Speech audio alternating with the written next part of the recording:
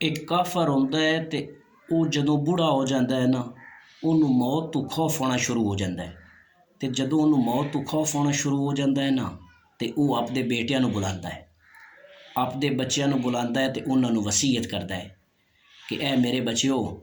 ਜਦੋਂ ਮੈਂ ਮਰ ਜਾਵਾਂ ਨਾ ਤਾਂ ਜਿਹੜੀ ਮੇਰੀ ਲਾਸ਼ ਹੈ ਉਹਨੂੰ ਤੁਸੀਂ ਜਲਾ ਦੇਣਾ ਹੈ ਤੇ ਜਲਾ ਕੇ ਉਹਦੀ ਜਿਹੜੀ ਸੁਆਹ ਤੇ ਰਾਖ ਹੋਣੀ ਹੈ ਨਾ ਉਹ ਤੁਸੀਂ ਕੁਝ ਤਾਂ ਹਵਾਵਾਂ ਦੇ ਵਿੱਚ ਉਡਾ ਦੇਣੀ ਹੈ ਤੇ ਕੁਝ ਦਰਿਆਵਾਂ ਦੇ ਵਿੱਚ ਬਹਾ ਦੇਣੀ ਹੈ ਤੇ ਕੁਝ ਜਿਹੜੀ ਉਹ ਰਾਖ ਤੇ ਸੁਆਹ ਹੈ ਨਾ ਤੁਸੀਂ ਜ਼ਮੀਨ ਤੇ ਬਖੇਰ ਦੇਣੀ ਹੈ। ਜਦੋਂ ਆਪਣੇ ਬੱਚਿਆਂ ਨੂੰ ਇਹ ਗੱਲ ਕਰਦਾ ਹੈ ਨਾ, ਵਸੀਅਤ ਕਰਦਾ ਹੈ, ਤੇ ਉਸ ਤੋਂ ਫੌਰਨ ਹੀ 2-4 ਦਿਨਾਂ ਦੇ ਅੰਦਰ ਉਹ ਮਰ ਜਾਂਦਾ ਹੈ ਤੇ ਉਹਦੇ ਬੱਚੇ ਵਸੀਅਤ ਦੇ ਮੁਤਾਬਕ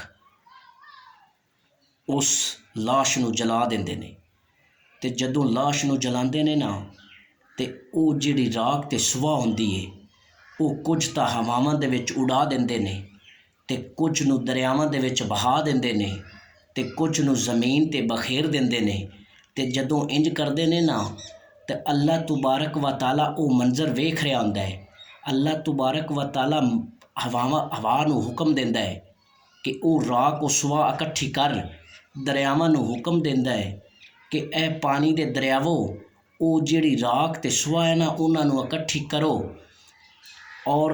ਫਿਰ ਜ਼ਮੀਨ ਨੂੰ ਹੁਕਮ ਦਿੰਦਾ ਕਿ ਇਹ ਜ਼ਮੀਨ ਉਹ ਜਿਹੜੀ ਰਾਖ ਹੈ ਨਾ ਤੇਰੇ 'ਤੇ ਆਈ, ਉਸ ਰਾਖ ਤੇ ਸੁਆਹ ਨੂੰ ਇਕੱਠੀ ਕਰ। ਜਦੋਂ ਉਹ ਤਿੰਨੇ ਇਕੱਠੀ ਹੋ ਜਾਂਦੀਆਂ ਨੇ ਤਾਂ ਫਿਰ ਹੁਕਮ ਦਿੰਦਾ ਕਿ ਸਾਰੀ ਇਕੱਠੀ ਹੋ ਜਾਵੇ, ਉਹ ਸਾਰੀ ਇਕੱਠੀ ਹੋ ਜਾਂਦੀ ਹੈ। ਫਿਰ ਹੁਕਮ ਦਿੰਦਾ ਕਿ ਇਹ ਰਾਖ ਇਨਸਾਨ ਬਣ ਜਾ, ਉਹ ਸੁਆਹ ਜਿਹੜੀ ਹੁੰਦੀ ਹੈ ਉਹ ਰਾਖ ਹੁੰਦੀ ਉਹ ਇਨਸਾਨ ਬਣ ਜਾਂਦੀ ਹੈ ਤੇ ਅੱਲਾਹ ਤਬਾਰਕ व ਤਾਲਾ ਉਸ ਇਨਸਾਨ ਤੋਂ ਪੁੱਛਦਾ ਹੈ ਕਿ ਇਹ ਤੇਰੇ ਦਿਲ ਦੇ ਅੰਦਰ ਕੀ ਖਿਆਲ ਆਇਆ ਹੈ ਕਿ ਤੂੰ ਇਸ ਤਰ੍ਹਾਂ ਕਿਉਂ ਕੀਤਾ ਹੈ। ਤੇ ਉਹ ਜਿਹੜਾ ਕਾਫਰ ਇਨਸਾਨ ਹੁੰਦਾ ਹੈ ਨਾ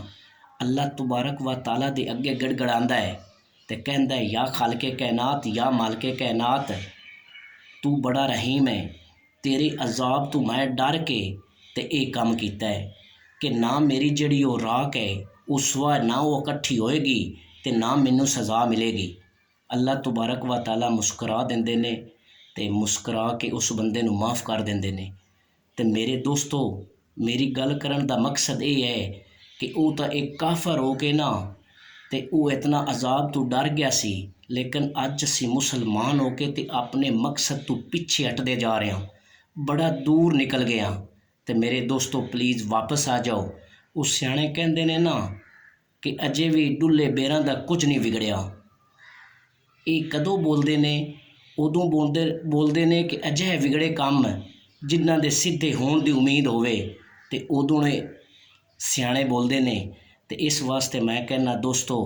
ਕਿ ਹਾਲੇ ਵੀ ਕੁਝ ਨਹੀਂ ਵਿਗੜਿਆ, ਸਾਨੂੰ ਵਾਪਸ ਆ ਜਾਣਾ ਚਾਹੀਦਾ ਹੈ, ਸਾਨੂੰ ਤੋਬਾ ਕਰ ਲੈਣੀ ਚਾਹੀਦੀ ਹੈ, ਸਿੱਧੇ ਰਸਤੇ 'ਤੇ ਆ ਜਾਣਾ ਚਾਹੀਦਾ ਹੈ। ਇਹ ਸਾਡੀ ਦੁਨੀਆ ਦੀ ਕਾਮਯਾਬੀ ਹੈ, ਇਹ ਸਾਡੀ ਆਖਰਤ ਦੀ ਕਾਮਯਾਬੀ ਹੈ। खुदा हाफिज़।